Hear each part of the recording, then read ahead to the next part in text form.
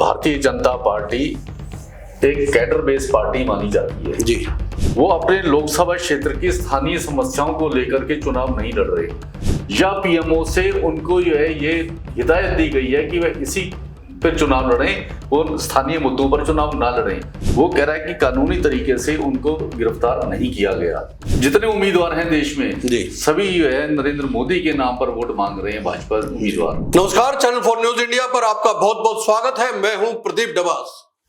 2024 के लोकसभा चुनाव पर पूरी दुनिया की निगाहें हैं। पूरी दुनिया देखना चाह रही है कि इस बार भारत में क्या होने जा रहा है, और भारत के नागरिक वोटर इस पसोपेश में है कि इस बार किसकी सरकार। तमाम राजनीतिक दलों की ओर से लगातार प्रयास किए जा रहे हैं, वोटरों को लुभाया जा रहा है, और रोजाना एक ना एक नया मुद्दा सामने आ रहा है।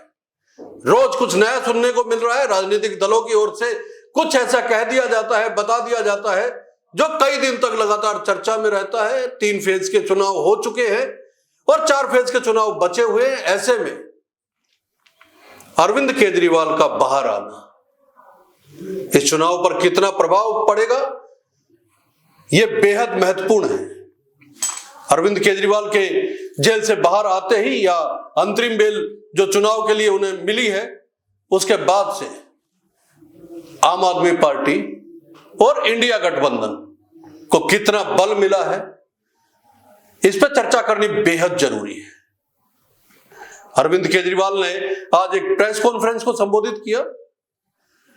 कुछ ऐसे मुद्दे उन्होंने उठाए, कुछ ऐसी बातें उन्होंने कही है जो अब तक इस चुनाव में किसी राजनीतिक या विपक्ष की ओर से नहीं उठाए गए थे।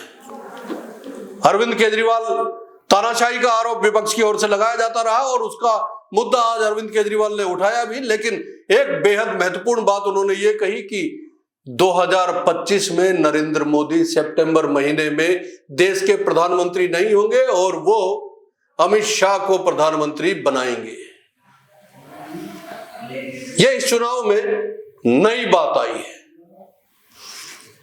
कहीं ना कहीं ये बात वोटर के या मतदाताओं के जहन में अगर बैठ गई तो भारतीय जनता पार्टी को इसको लेके सफाई भी देनी पड़ सकती है, या वोटरों को इसको लेके बताना भी पड़ सकता है। क्योंकि अरविंद केजरीवाल का तर्क यह है कि भारतीय जनता पार्टी ने खुद यह तय कर रखा है कि 75 साल की आयु से ज्यादा का नेता मार्गदर्शन मंडल में जाएगा।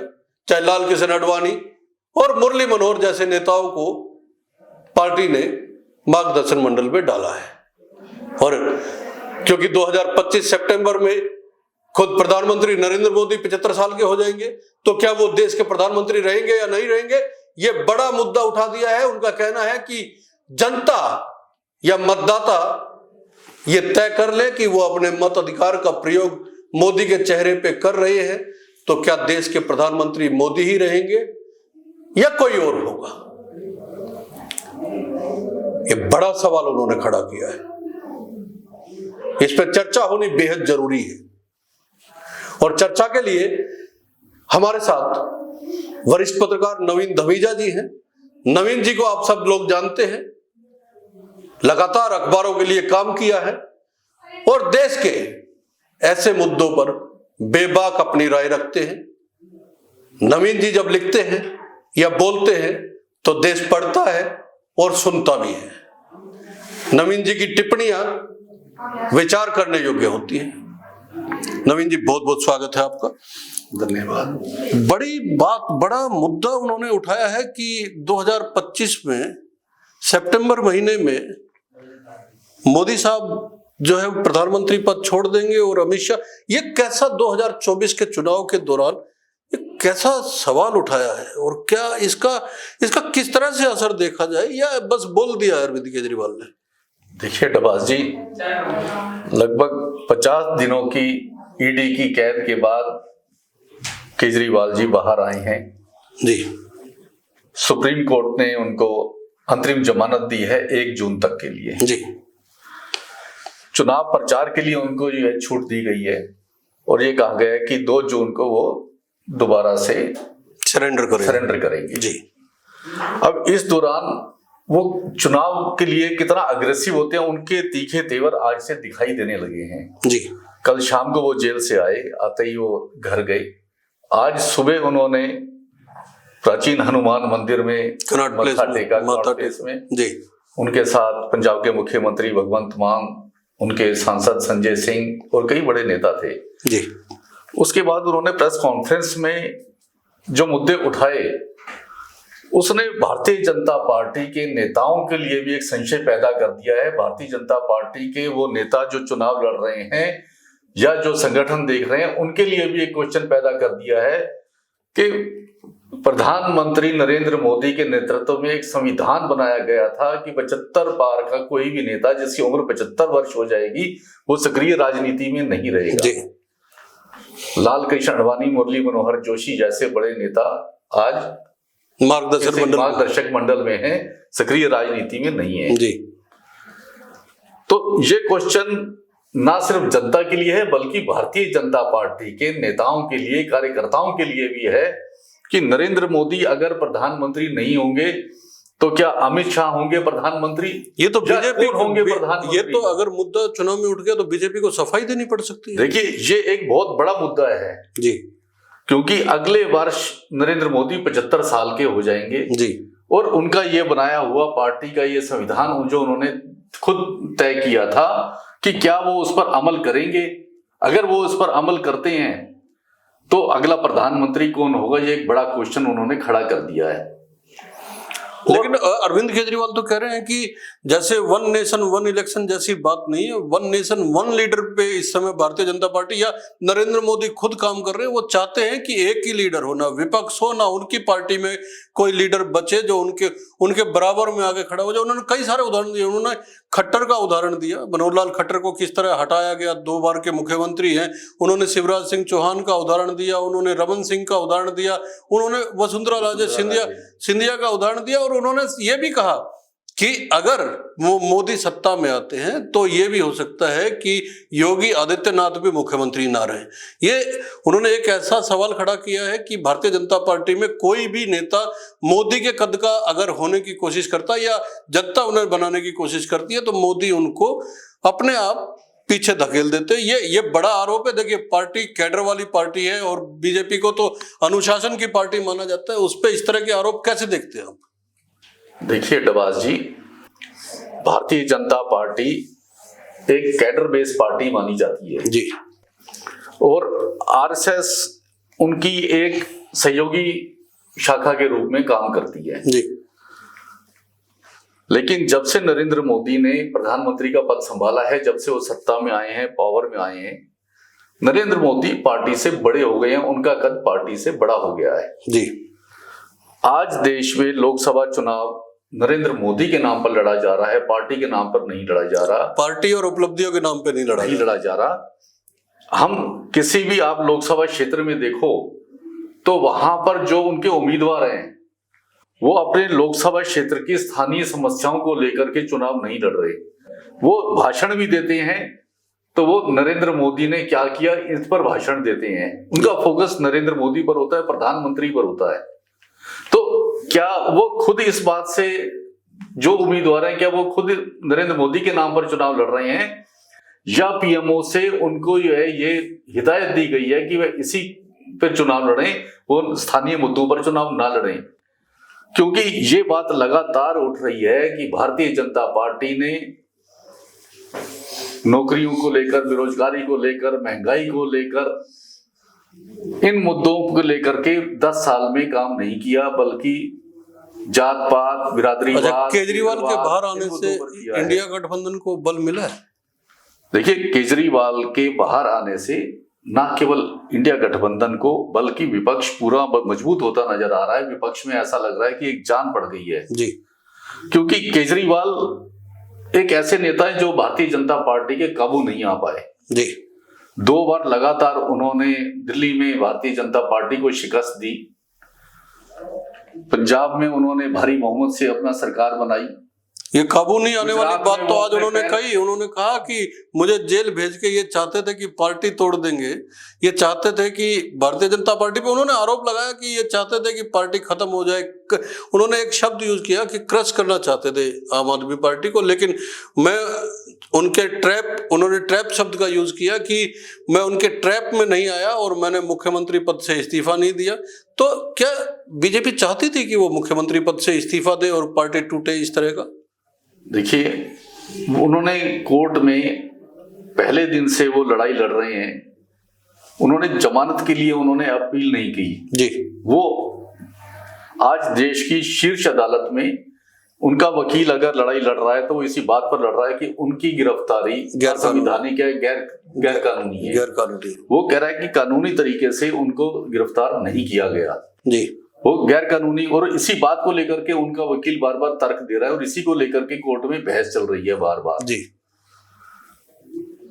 ये मुझे लगता है कि ये पहला ऐसा मामला है जब उन्होंने जमानत नहीं मांगी और देश की शीर्ष अदालत ने उनको अंतरिम जमानत दी है। और वो भी ऐसे मामले में दी है जब ये माना जाता है कि ये कोई अधिकारी को उनका कोई हक नहीं है कि बहुत जरूरी कि चुनाव लड़ना है या मतदान करना है या चुनाव में प्रचार करना है, क्योंकि और भी ऐसे नेता हैं जो आज जेलों में बंद हैं।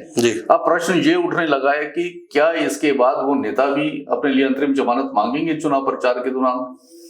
हाँ, हेमंत सोरेन को अब इसके आधार पे हेमंत सोरेन भी जमानत के लिए अर्जी डाल सकते हैं। बिल्कुल बाकी नेता भी अर्जी डाल सकते हैं। क्या उनको भी अंतरिम जमानत मिलेगी? क्या उनको जो है जेल से राहत मिलेगी? क्योंकि इनको एक अलग केस विशेष केस इनका माना गया है अदालत में।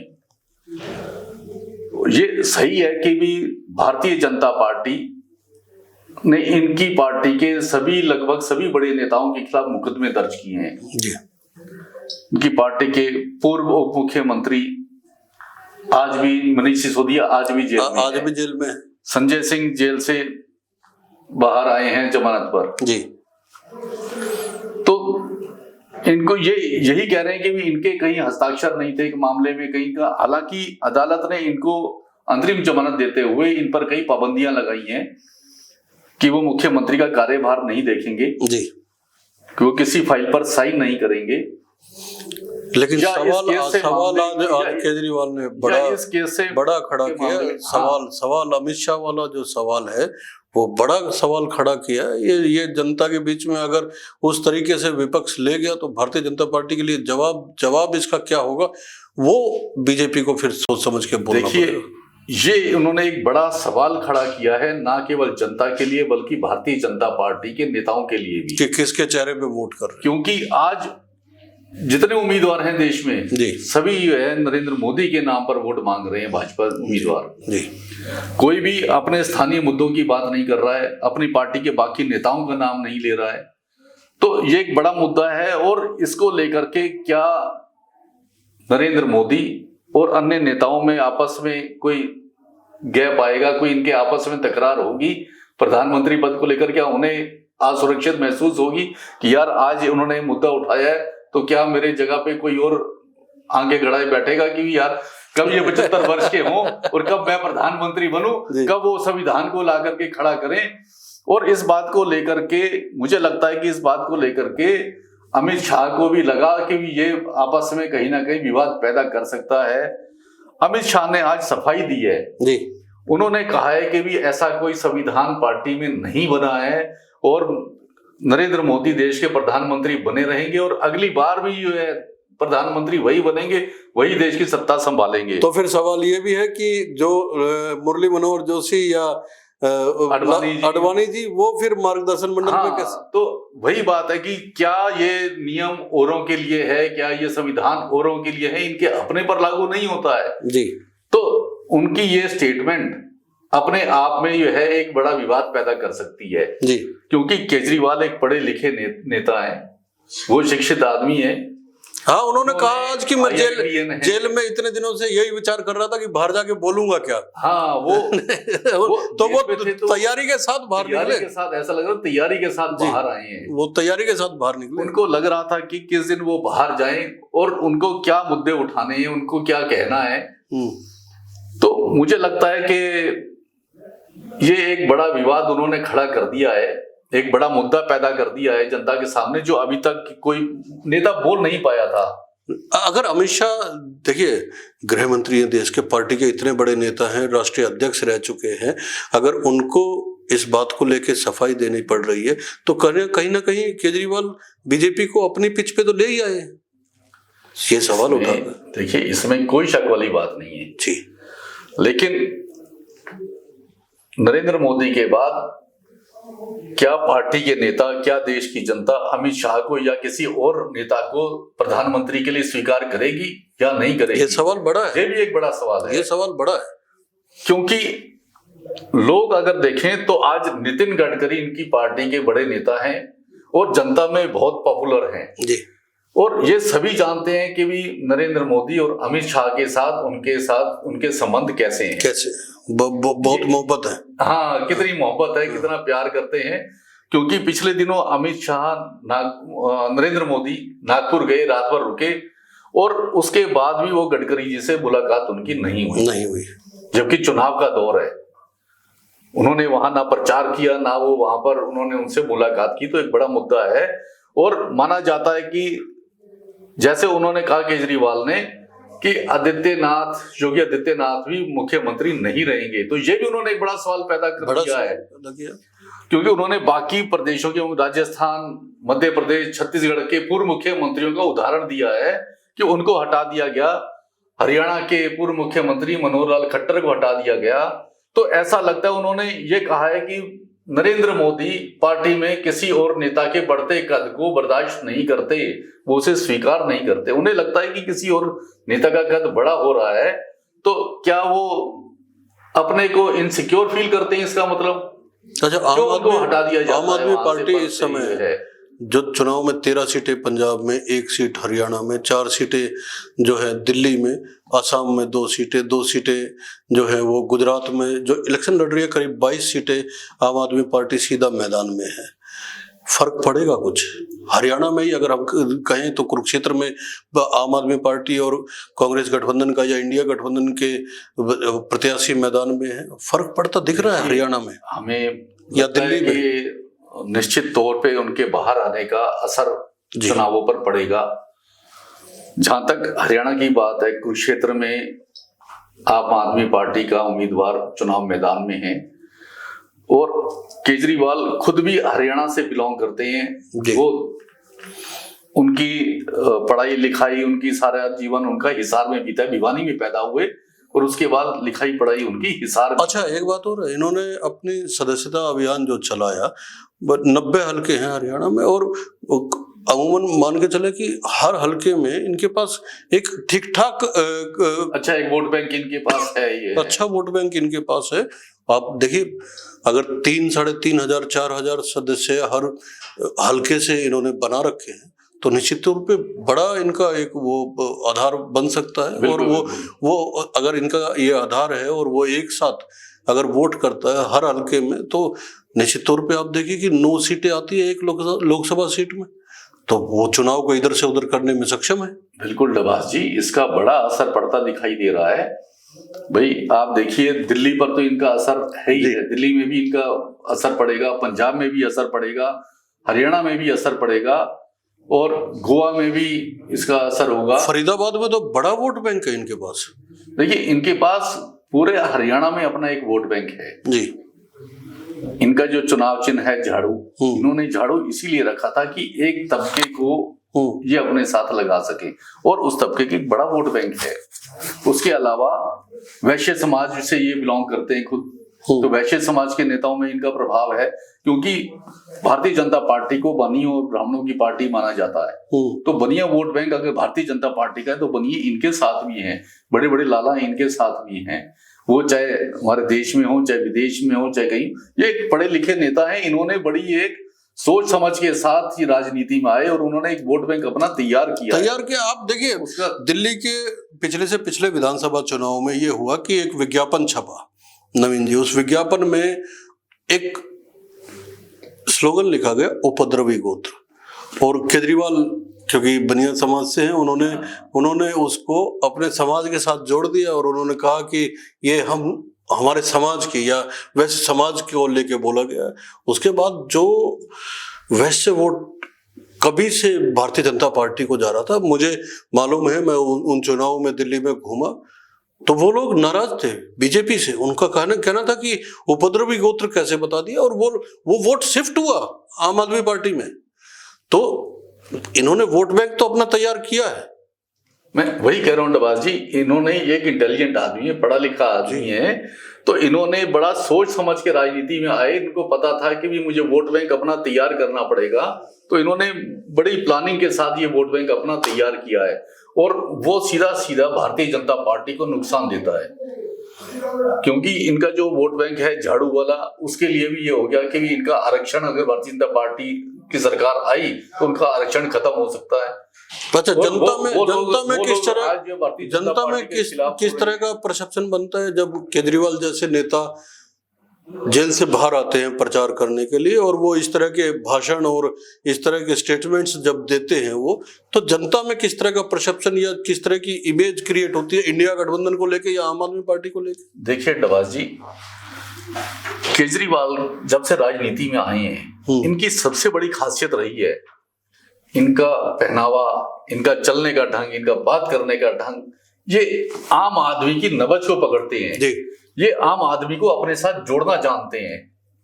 ये जब भी बात करेंगे तो एक बड़े नेता की तरह बात नहीं करते।